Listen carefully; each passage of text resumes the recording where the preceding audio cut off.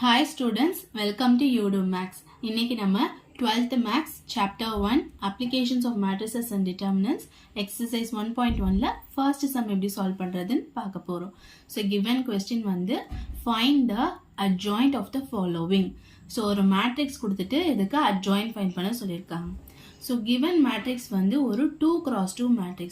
இதுல 2 rows and 2 columns இருக்கு.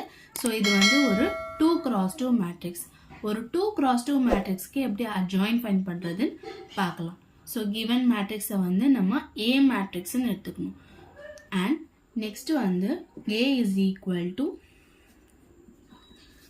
-3 4 6 2. So first இதோட பொசிஷன் என்னன்னு பார்க்கலாம்.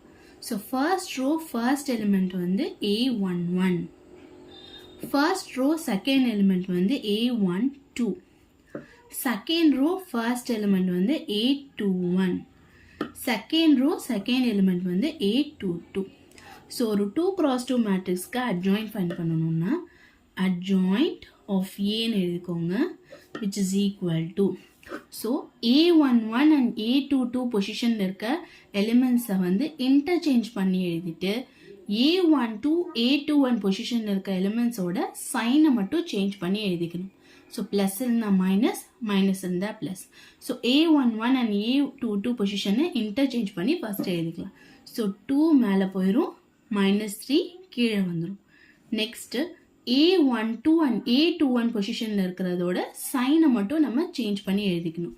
So plus 4 இருக்கு, so எங்க -4. plus 6 இருக்கு, so எங்க -6. So adjoint of given matrix is 2 -4 -6 -3. Thank you.